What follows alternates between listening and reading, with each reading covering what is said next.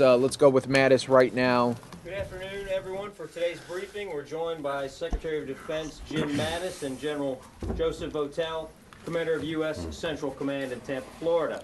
We will start with a few opening remarks, then proceed directly to your questions. We're planning to go for around 30 minutes. With that, Mr. Secretary. Well, thank you, Steve. We're on right now? Yes, sir, we're live. Okay, good afternoon, ladies and gentlemen. I previously released a statement on the U.S. military's response to the Syrian regime's use of chemical weapons. I thought this was an appropriate time now for General Votel and me to update you on the military action itself. Last Tuesday, on the 4th of April, the Syrian regime attacked its own people using chemical weapons. I have personally reviewed the intelligence, and there is no doubt the Syrian regime is responsible for the decision to attack and for the attack itself. In response to the attack, our government began a deliberate process led by the National Security Council to recommend diplomatic and military options to the President. We met over several days, and I spoke with some of our allies.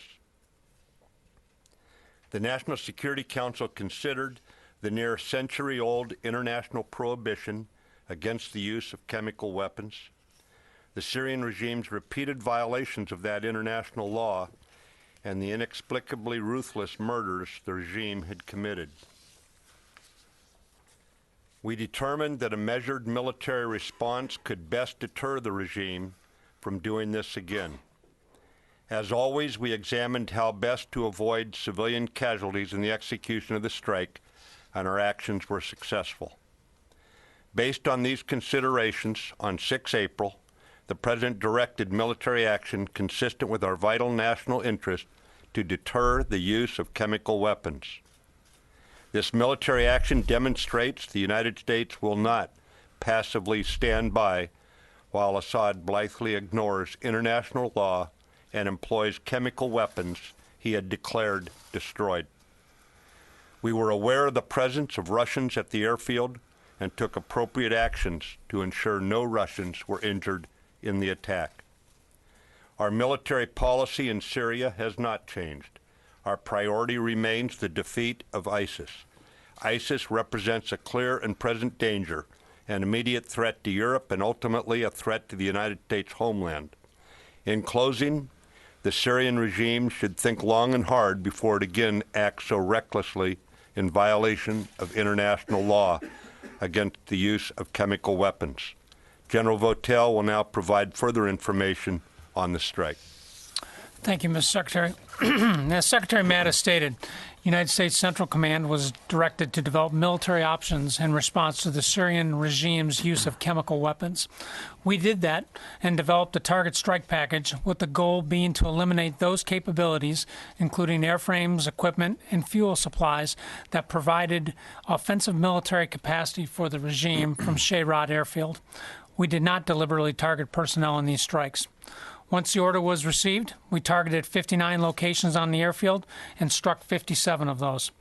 We assessed that we achieved our stated objective, and the regime's ability to generate offensive military capability from Shayrat Airfield, which we assess was the launching point for this chemical attack, has been severely degraded.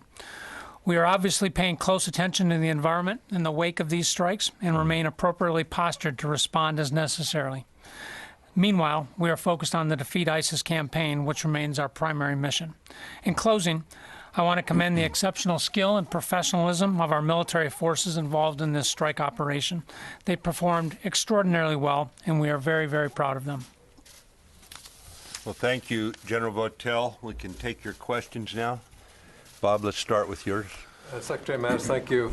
You mentioned that defeating ISIS in Syria is your main priority.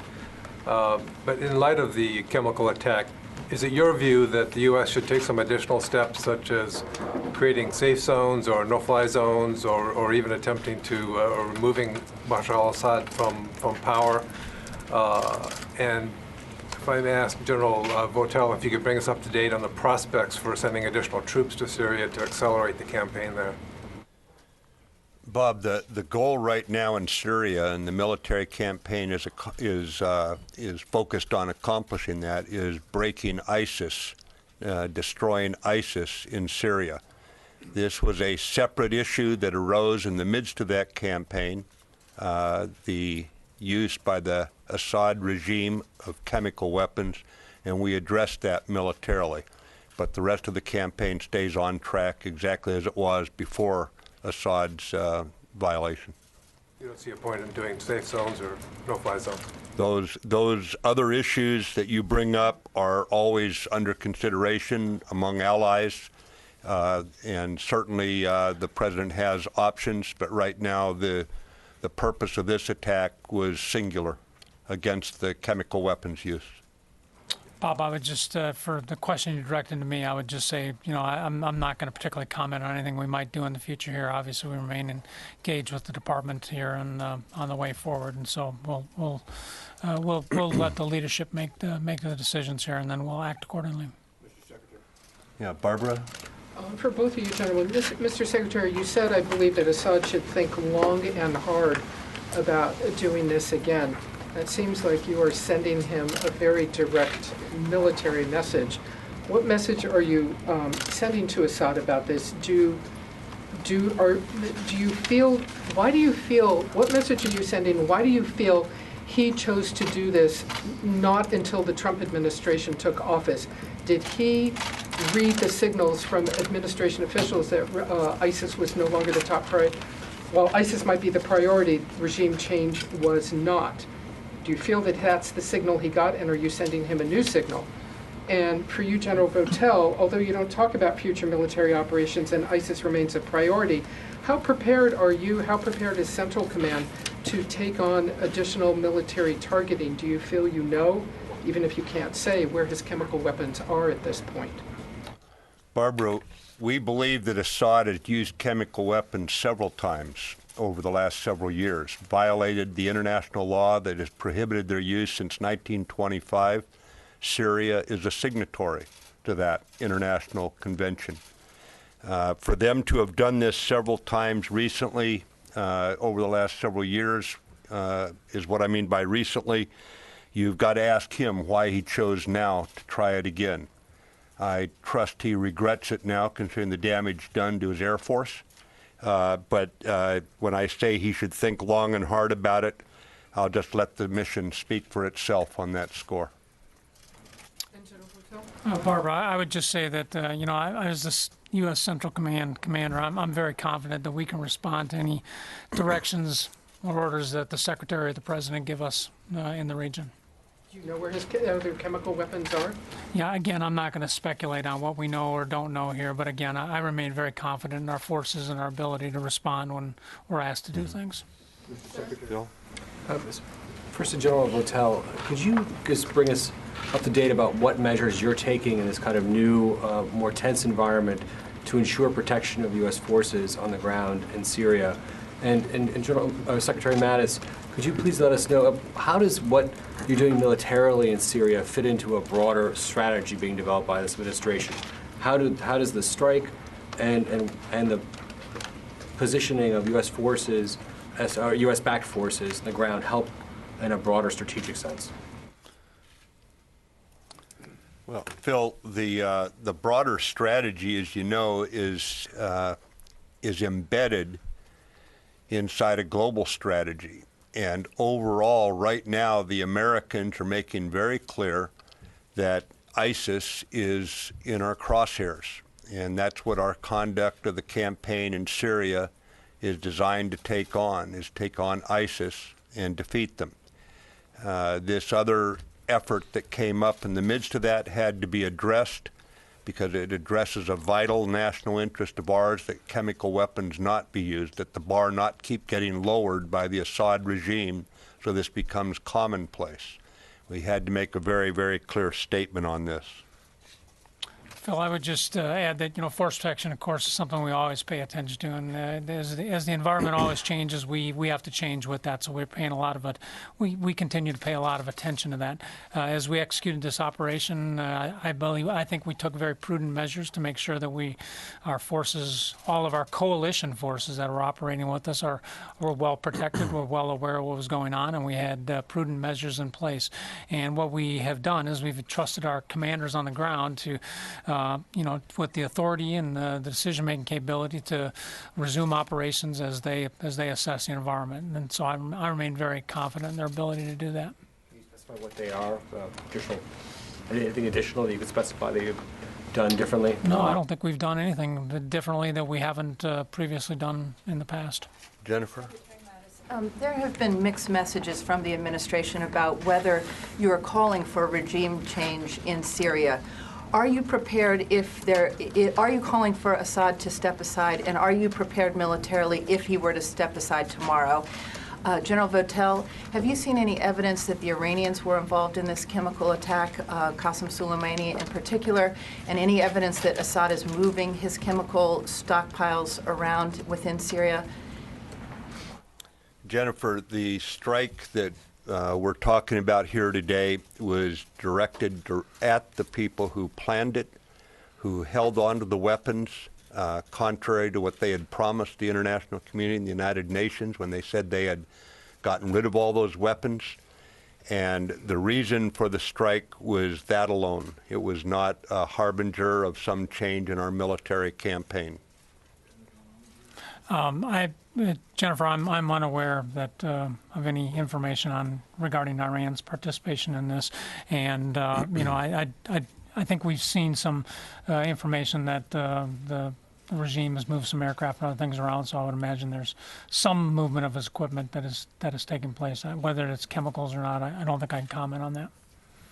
David? I'd like to ask both of you if you believe that Russia had advanced knowledge of this strike, and if Russia should be considered as complicit in this strike, the chemical weapons attack. Yeah, David, I can speak for both of us on that one. It was very clear that the Assad regime planned it, orchestrated it, and executed it.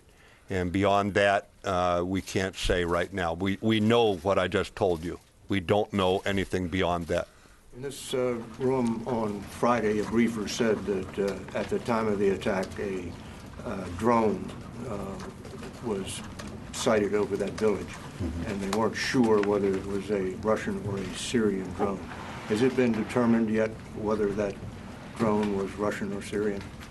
I don't know.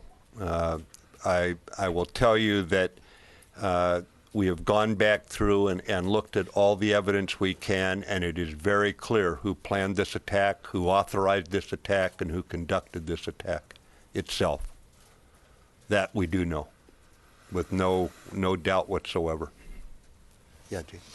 Mr. Secretary, can you help us understand why the death of innocent men, women, and children from a chemical weapon warrants a U.S. military response, but the deaths of far more men, women, and children in Syria from conventional weapons, barrel bombs, does not warrant a military response? I think what we have to look at here, Jamie, is a policy decision by the United States. There is a limit, I think, to what we can do.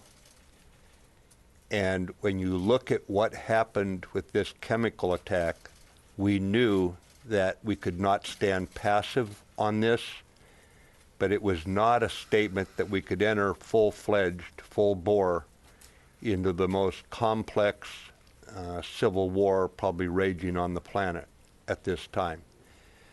So the intent was to stop the cycle of violence into an area that even in World War II, chemical weapons were not used on battlefields. Even in the Korean War, they were not used on battlefields. Since World War I, there's been an international convention on this. And to stand idly by when that convention is violated, that is what we had to take action on urgently in our own vital interest. Yeah, go ahead. General and Mr. Secretary, for both of you, we were expecting a new Counter-Isil Plan this spring with these developments. Does this delay that in any way? And what are your thoughts on finding a way toward an endpoint for both the ISIS war and what should happen in Syria with regard to your military campaign and the rest of the whole government campaign that, General, you've been asking for? Well, the Counter-Isil Plan has been put in skeleton form. It's being fleshed out now. This has got to be done in a methodical way, where we look at each element of it. A couple weeks ago, Secretary Tillerson had 68 nations in town with his counterparts, the fellow foreign ministers, and they are working on the stabilization efforts in Syria. This is not the United States working alone.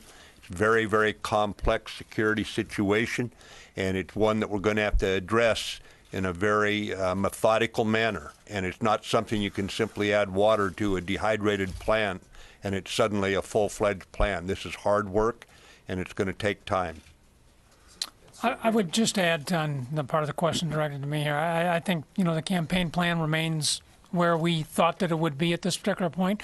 We're obviously engaged in very difficult fighting in both Mosul and around the Raqqa area, which is where we expected to be at this time, and we anticipated the fighting would be difficult at this particular part, and I think that's exactly what we're seeing. So, again, we certainly won't put a timeline on this. It'll ultimately prove us to be wrong, but I think this is proceeding about the way that we expected it would at this point.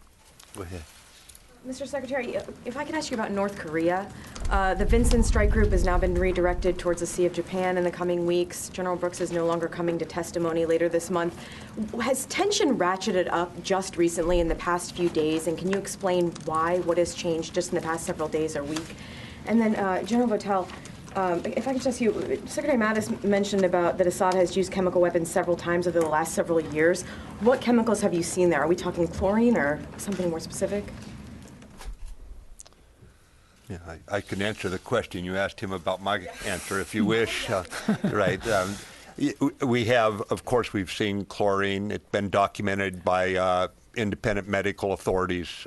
They've been using chemical weapons. So you're correct. That's what we were looking at. As far as the Specific than that, or nothing, no other nuclear agents that no other nerve agents that you've seen since, other than the chlorine in the last several years, besides this one attack last week? I believe you're correct, but this time it was not chlorine, quite clearly, and we know that for certain. There's no doubt. This is a medical fact. As far as the movement of the Vincent, she's stationed there in the Western Pacific for a reason. She operates freely up and down the Pacific, and she's just on her way up there because that's where we thought it was most prudent to have her at this time. There's not a specific demand signal or specific reason why we're sending her up there. It's just unusual for us to know about a ship movement in advance. That was sort of what got everyone's attention. So why was that? I mean, why was it put out in advance? Was it just to signal to North Korea that there would be a show of presence there? I believe it's because she was originally headed in one direction for an exercise, and we canceled our role in that exercise, and that's what became public. So we had to explain why she wasn't in that exercise. Yeah, here. Thank you, Secretary Mattis. I wanted to ask about the status of the deconfliction line. When was the last time you talked to the Russians on it? And what has this absence meant for U.S. pilots and coalition pilots? Are they in a more defensive posture at present? So let me address that. I'm not going to discuss the deconfliction line in any particular detail, but I would emphasize to you, I remain very confident that we are continuing to operate in a very safe and effective manner in the air. The deconfliction line has been very useful for us in the past as a venue for professional airman-to-airman exchange, and it was useful for us on the night of the strike, both in our pre-notification to the Russians and in our immediate communication that we had afterwards. Are we not talking about the deconfliction line because it's not being used at present? No, that's not what I'm saying. No, the operation goes on. It's well deconflicted. The operations are going quite safely right now. Go ahead. Secretary Mattis, you're a student of history, you're a student of strategy. You've talked about red lines, the president's talked about red lines, the Russians have talked about red lines. At what point is there a danger of this spiraling out of control and the conflict between two nuclear-powered countries? I don't believe I've talked about red lines. I generally shy away from it myself. I recommend Assad be rather cautious about violating international law with chemical weapons. I suppose that could be considered a red line, so I won't argue the point. It will not spiral out of control. As you know, Secretary of State Tillerson is in Moscow. We maintain communications with the Russian military and with the diplomatic channels. It will not spiral out of control. What gives you that assurance? I mean, the Russians have been very clear in their rhetoric. I'll take your point that you have not said the word red lines. The Russians have. They're saying that another response, like the one you launched on April 6th, would be a red line for them. How are you so confident that this isn't going to spiral out of control?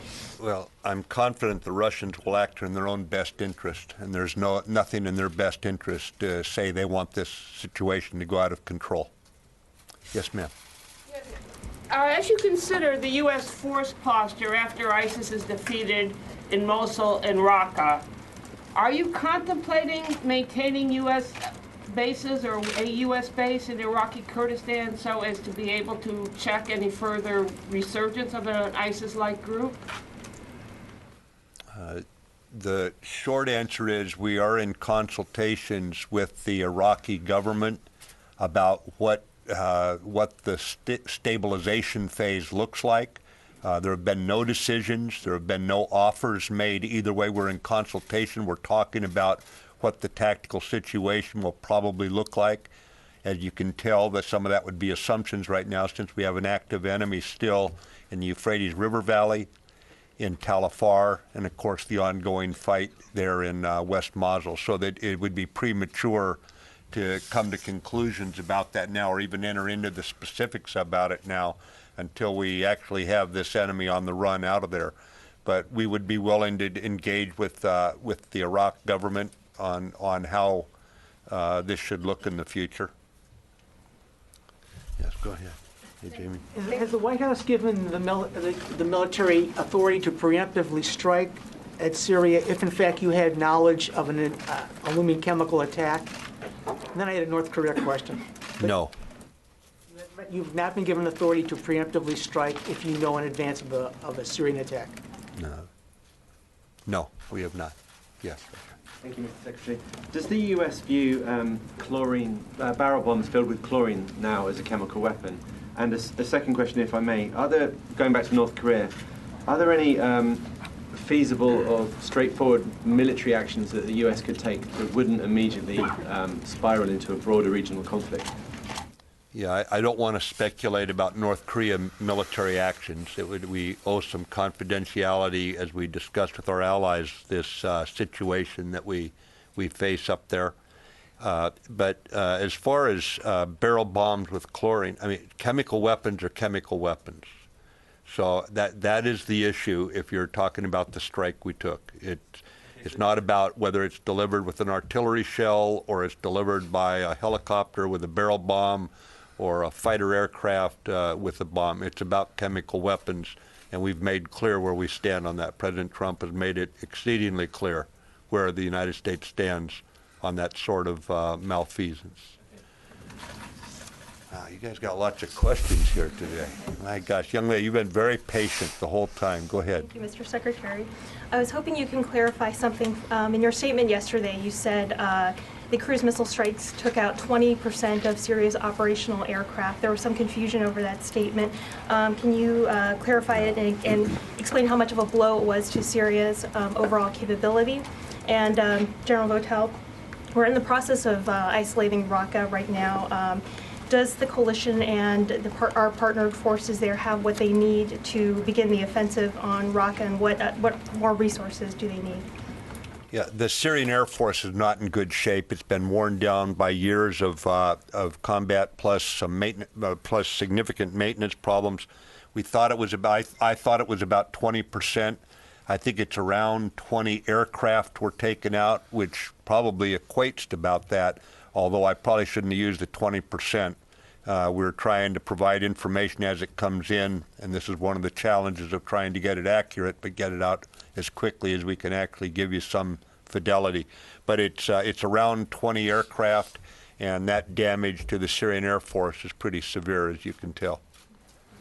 You know, with respect to what's going on in Raqqa, I think we have the capabilities we need to do what we're doing right now, which is the isolation of Raqqa, and I think we're seeing that play out every day right now as our partners on the ground very effectively isolate this particular area as we move forward.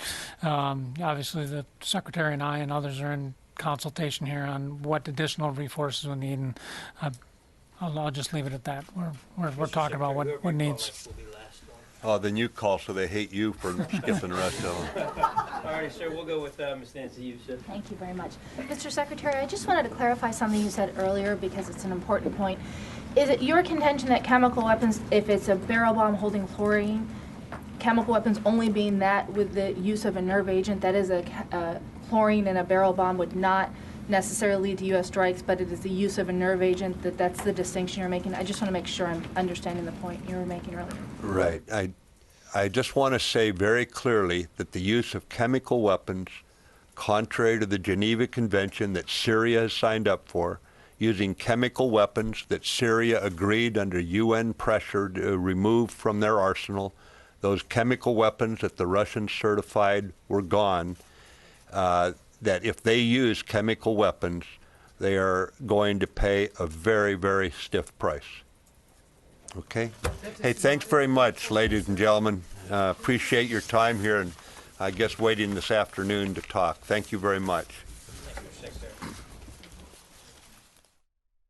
All right, you hearing it directly